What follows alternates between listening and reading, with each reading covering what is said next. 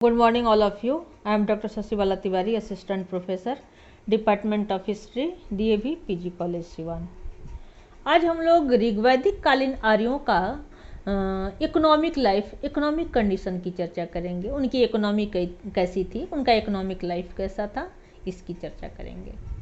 तो हम देखते हैं कि आर्यों का जो आर्थिक जीवन था उसका मुख्य आधार पशुपालन था, लेकिन पशुपालन के अतिरिक्त कृषि एवं कुटीर उद्योग धंधों का भी उल्लेख मिलता है। छोटे मोटे उद्योग धंधों का, व्यापार वाणिज्य का विकास इस समय नहीं हुआ था।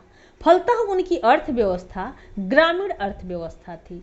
ऐसी व्यवस्था में न तो नगरों का उदय हुआ और न ही व्यापार और वाणिज्य या सिक्कों का प्रचलन हुआ। ऐसा उल्लेख नहीं मिलता है कहीं भी। नगरों का उदय, व्यापार वाणिज्य का उदय या सिक्कों का प्रचलन का कहीं भी प्रमाण या उल्लेख ऋग्वेद में नहीं मिलता है। इसका प्रमुख कारण यह था कि इस समय आर्यों का जीवन जो था वो घुमंतु था।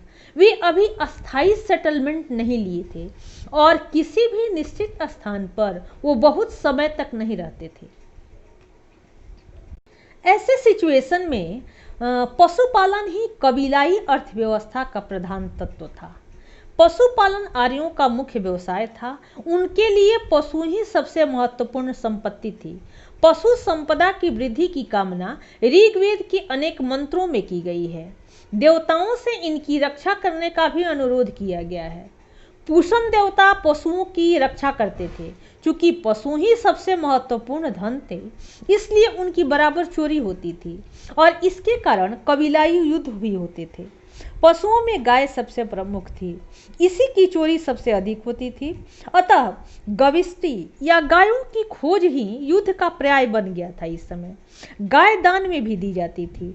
गाय से दूध मिलता था और दूध के अतिरिक्त इसके जो बछड़े होते थे वो हल और गाड़ी खींचने के लिए उनका प्रयोग होता था। उससे बैल मिल जाता था।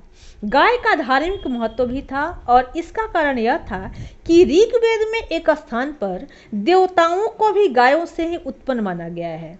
इसी कारण गाय पूजनीय भी थी। गाय का उपयोग एक्सचेंज के रूप में, विनिमय के साधन के रूप में भी होता था। यह जमीन से भी ज्यादा मूल्यवान थी।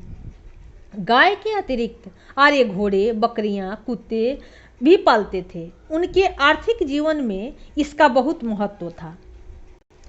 इसके अतिरिक्त आर्य ऊंट, हाथी, बाघ, सिंह इत्यादि जानवरों से भी परिचित थे। गांवों में पशुओं के लिए चरागाह की सुविधा थी। इसकी देखभाल वज्रपति करता था। गड़ेरिया या चरवाहा पशुओं की निगरानी करता था। उसका व्यवसाय बहुत ही महत्वपूर्ण था। व्यक्तिगत स्वामित्व को प्रमाणित करने के लिए पशुओं को चिन्हित भी किया जाता था। आर्य कृषि से भी परिचित थे। यद्यपि कृषि कर्म की चर्चा ऋग्वेद में बहुत कम पाई जाती है। इसकी कृषि कर्म की जो चर्चा है वो ऋग्वेद में बहुत कम हुआ है। पशुचारण की तुलना में कृषि का इम्पोर्टेंस कम था। इसकी पुष्टि ऋग्वैदिक देवकुल में देवियों की नगण्य स्थिति से होती है। ऋग्वेद में हल का भी उल्लेख मिलता है। काठ से बने हल और बैल से खेती होती थी। आर्य बीज बोना, फसल काटना एवं डंठलों से अनाज अलग करना भी जानते थे।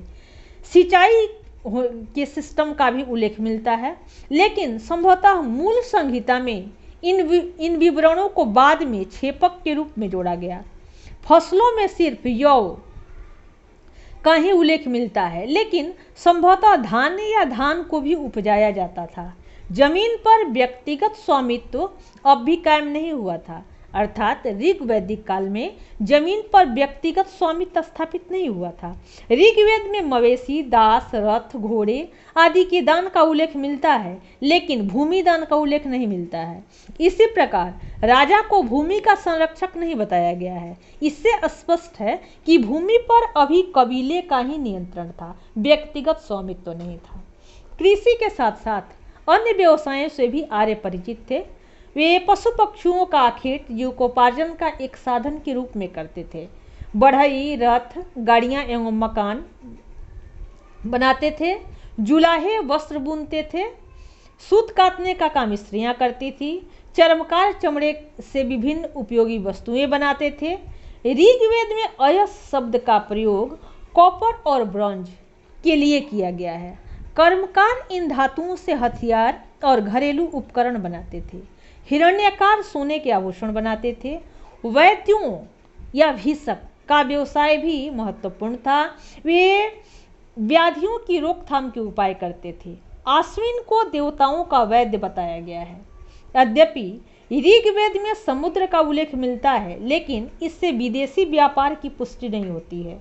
समुद्र शब्द का व्यवहार संभवतः बड़ी नदियों या संचित जल के लिए किया गया होगा, ऐसा हम लोग अनुमान लगाते हैं।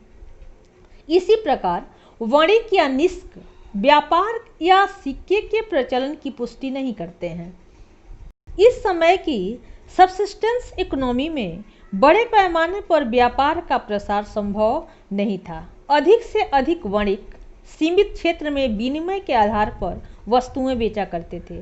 व्यापार वाणिज्य की कमी के चलते नगरों का भी इस समय उदय नहीं हो सका। यद्यपि कुछ विद्वानों की धारणा है कि वैदिक काल में भी भारत में नगर थे, लेकिन इनका स्पष्ट प्रमाण नहीं मिलता है। ऋग्वेद से स्पष्ट होता है कि ऋग्वैदिक आर्य नगरों के संहारक थे, उनके निर्माता नहीं थे। आर्यों ने ही संभवतः सिंधु सभ्यता के नगरों को नष्ट किया। ऋग्वैदिक काल के मुख्य देवता इंद्र थे और इंद्र को ऋग्वेद में पुरंदर कहा गया है, और पुरंदर का मीनिंग होता है किलों को तोड़ने वाला। पुरातात्विक प्रमाण भी इस समय नगरों के अस्तित्व का परिचय नहीं देते हैं। आवागमन के साधन के रूप में बैलगाड़ी एवं घोड़ों द्वारा खींचे जाने वाले रथ का व्यवहार होता था। तो इस तरह से हम लोग ऋग्वैदिक काल में आर्यों की जो आर्थिक जीवन था, इनकी जो इकोनॉमिक लाइफ थी, उसकी चर्चा किए। अब नेक्स्ट लेक्चर में हम लोग रिलीजियस लाइफ की चर्चा करेंगे। Okay, thanks.